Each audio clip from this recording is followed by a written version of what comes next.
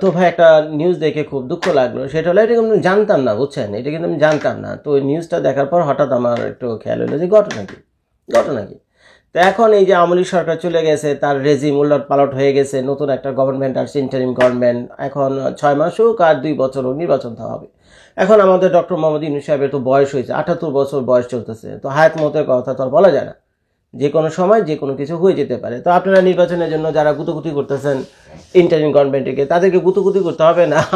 ওই ইসের physical fitness এবং ওই হায়াত মতের কথা চিন্তা করে আমাদের ইউনূস সাহেব কিন্তু 2 বছরের ভিতরে এমনি দিয়ে দিবে, বুঝছেন? এটা অটোমেটিক্যালি হয়ে যাবে, আপনাদের চিল্লাচিল্লি করতে হবে না।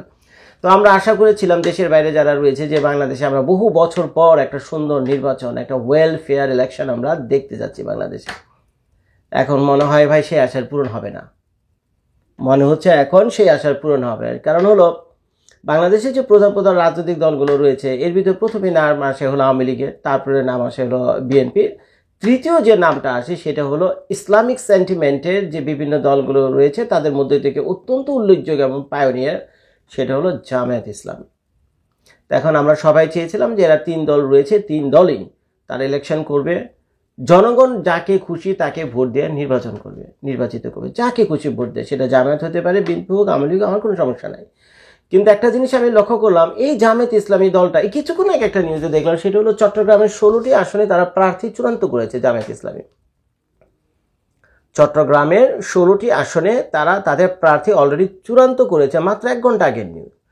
তো এখন এইখানে যখন এই নিউজটা দিয়েছিলাম, পাশাপাশি আরেকটা নিউজে ছিল, সেটা হলো জামায়াত ইসলামী তো একটা নিষিদ্ধ দল, সরকারিভাবে নিষিদ্ধ দল। জামায়াত ইসলামী সরকারিভাবে একটা নিষিদ্ধ দল। তো এখন কোন সরকারি কামটা করে গেছে, সেটা হলো আওয়ামী লীগ সরকার। তো আপনারা জানেন যে আওয়ামী লীগ সরকারের সাথে জামায়াত ইসলামের যে সম্পর্ক, এটা হলো সতীনের মতো অনেকটা। জামায়াত ইসলামের সাথে আওয়ামী লীগের সম্পর্ক অনেকটা সতীনের মতো। তো এখন খেয়াল করে, 2 সতীন যেমন একসাথে থাকলে ঝগড়া বিবাদ, এই সেই হিংসা প্রতিহিংসা, তারপর এগুলো চলতেই থাকে, ঠিক এরকমই জামায়াত ইসলামের সাথে আওয়ামী লীগের দীর্ঘ বছরের শত্রুতা। এখন তাদের যে ইস্যুতে তাদের এই দুজনের মধ্যে শত্রুতা, সেটা ভাই আমারও আরও জন্মের আগে। তো আপনারা যারা ভিডিও দেখছেন সম্ভবত আপনাদের অনেক জন্মের আগে শত্রুতা তাদের। এখন কারো ব্যক্তিগত শত্রুতা বা কারো মানে কেউ এক দল আরেক দলকে পছন্দ করে না, এটা হলেও হতেও পারে, কিন্তু ভাই এটা তো সাধারণ পাবলিকের যে অপিনিয়ন, সেটা তো রিফ্লেক্ট করে না। তো এখন আওয়ামী লীগ সরকার কি করছে, তারা নিজেদের ইচ্ছা অনিচ্ছা, এখন তো বুঝতেই পারছেন আওয়ামী লীগ সরকার ছিল অনেকটা একনায়কতন্ত্র বা ডিকটেটর টাইপের, ঠিক আছে? যারা যা বলতো তাই করতো এবং পাবলিকের কোনো অপিনিয়ন বা কোনো কিছু মতামত বা এরা তো কি করতো না, বুঝছেন? তো এই কারণে 2013 সালে এই জামায়াত ইসলামী দলটাকে তারা নিষিদ্ধ করে দেয় এবং সেই সাথে তাদের যে দাঁড়িপাল্লার যে প্রতীকটা রয়েছে, যে প্রতীক দিয়ে তারা নির্বাচন করতো, তো সেই প্রতীকটাও তাদের কাছ থেকে কেড়ে নেওয়া হয়েছে। এটা হলো 2013 সালের ঘটনা। তো এখন জামায়াত ইসলামের যে লোকজন রয়েছে, তারা কি করছে, 2023 সালের আগে ওনারা উচ্চ আদালতে অ্যাপিল করেছিলেন। তো দেখলাম 2023 সালে সেই অ্যাপিলও খারিজ হয়ে গেছে। আল্লাহর কি কুদরত, যখন এই অ্যাপিল খারিজ হয় 2023 সালে, 2024 সালের অগস্ট মাসে আবার সেই সরকারেরই পতন ঘটে। তো এখন বাংলাদেশের আইন আদালত নিয়ে বলতে গেলে তো আপনারা কম বেশি এটা জানেন যে সরকার যা চায়, কোর্ট কিন্তু অনেকটা সরকার যে রায়টা পছন্দ করে করতে কিন্তু সেই রায়গুলো দেওয়া হয়। এগুলো দেখে দেখে আমরা অভ্যস্ত। তো এখানে যে একটা ফেয়ার ট্রাইব্যুনাল হয়েছে, এটা কিন্তু আমরা বলতে পারি না। এটা যেখানে যে একটা ফেয়ার ট্রাইব্যুনাল হয়েছে বা ন্যায় বিচার হয়েছে জামায়াতের সাথে, তার দলটাকে নিষিদ্ধ করে দেওয়া বা দাঁড়িপাল্লাকে নিষিদ্ধ করা, এটা যে করা হয়েছে, এটা তো আমরা ফেয়ার ট্রাইব্যুনাল কিছুতেই বলতে পারি না, যেহেতু এখানে রাজনৈতিক প্রভাব ছিল। তো এখন এই শেখ হাসিনার রেজিম তো চলে গেছে, ডক্টর মোহাম্মদ ইউনূস সাহেব রয়েছেন। ভাই সময় তো অনেক হলো, 6 মাস 7 মাস হয়ে যেতেছে। এখন তো ইউনূস সাহেবের যে সরকার রয়েছে, তার তো উচিত পলিটিক্যালি মোটিভেটেড যে প্রবলেমগুলো ছিল, যে মামলাগুলো ছিল, যে কেসগুলো ছিল, যাদের প্রতি অবিচার করা হয়েছে, তাদেরকে বিচার ফিরিয়ে দেওয়া তো এই সরকারের একটা অন্যতম লক্ষ্য এবং উদ্দেশ্য হওয়া উচিত ছিল।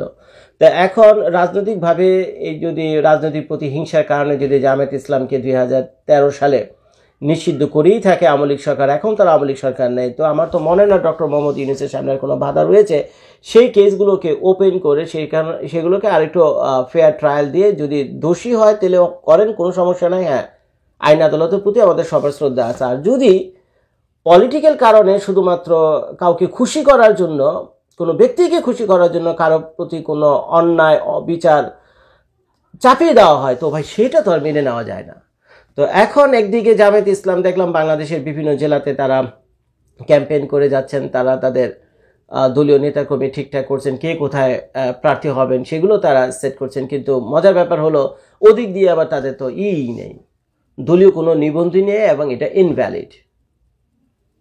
রাজনৈতিকভাবে তারা যে নির্বাচন করবে বা নির্বাচনে অংশ নেবে টোটালটাই হলো ইনভ্যালিড। এটা তো দেখে তো আমার খুব অবাক লাগলো।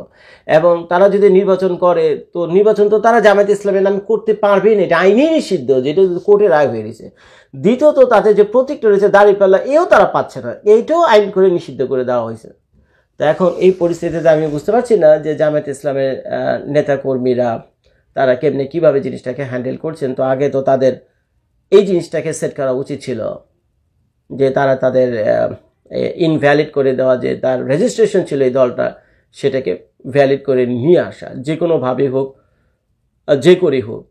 তো যাই হোক, আমরা চাই আসলে, আমি আসলে জামায়াত ইসলামে করি না, আমি আওয়ামী লীগও করি না, আমি বিএনপিও করি না, আমি হলো নিরপেক্ষ। আমাদের মতো ইউটিউবার যারা হয়েছিল নিরপেক্ষ। যদি অন্যায় দেখি বা কারো উপর অন্যায় করা হয়েছে বা অবিচার করা হয়েছে, যদি মনে করেন আপনি নীতিগতভাবে যেটা বিষয়টা ঠিক হয়নি, তাইলে আমরা তার পক্ষে গিয়ে কথা বলি। তা আমার কাছে মনে হয়েছে জামায়াত ইসলামকে নিষিদ্ধ করেছেন বা সারা যদি নিষিদ্ধ করেই থাকেন আর বাংলাদেশের যদি শত্রু হয়েই থাকে জামায়াত ইসলাম, অনেক অন্যায় অত্যাচার যদি বাংলাদেশের উপর করেই থাকে তারা, তাহলে ভাই একটা তো একটা ডেমোক্রেটিক কান্ট্রি, এখানে public opinion is a matter. In a democratic country public opinion is a matter. তো পাবলিক অপিনিয়ন যদি ম্যাটার হয়, তাকে আপনি নিষিদ্ধ করতে হবে কেন? তাকে খুললাম আপনি নির্বাচন করতে দেন, ভয় পাওয়ার কি আছে? এখন পাবলিক যদি অপছন্দ করে, পছন্দ না করে, তাহলে ভোট দেবে না, তারা পার্লামেন্টে যাবে না, তারা গভর্নমেন্টে আসবে না, সিম্পল থিং। তো এখন এটাকে জোর করে কোর্ট থেকে নিষিদ্ধ করে তাদেরকে আপনারা নির্বাচনে অংশগ্রহণ করতে দেবেন না, তাদের প্রতীক চিহ্ন নেবেন, এটা কোন ধরনের ডেমোক্রেসি হলো? এটা কোন ধরনের ডেমোক্রেসি হলো? এখন এগুলো সম্ভব শুধুমাত্র যদি কেউ ডিকটেটর হয়, যদি রুলিং পার্টি ডিকটেটর হয়, শুধুমাত্র সেখানেই সম্ভব। কারণ জোর যার মূল্য তার, অন্যায়ভাবে এগুলো করা। তো এখন তো বাংলাদেশে কোনো ডিকটেটর নাই, শেখ হাসিনার রেজিম তো গায়া। তো এখন আমার মনে হয় উচিত জামায়াত ইসলামী ভালো মন্দ সবটা জনগণের উপরে ছেড়ে দেন, তারা যতগুলো আসলে নির্বাচন করতে চায় দেন, তাদেরকে তাদের মতো ছেড়ে দেন। সরকারের উচিত প্রত্যেকে নিরাপত্তা দেওয়া, ওই হিসেবে জামায়াত ইসলামকেও নিরাপত্তা দেওয়া হলো সরকারের দায়িত্বের মধ্যে পড়ে। তো এখন তারা ইলেকশন করবে, যদি সাধারণ পাবলিক মনে করে, সাধারণ আম জনতা যদি মনে করে তাদেরকে ভোট দেবে তো দেবে, হয়ে গেল তো ফয়সালা এখানে। আর যদি না দেয় তো না দেয়, আইন আদালত করে তাকে নিষিদ্ধ করার তো কোনো মানে আমি দেখি না।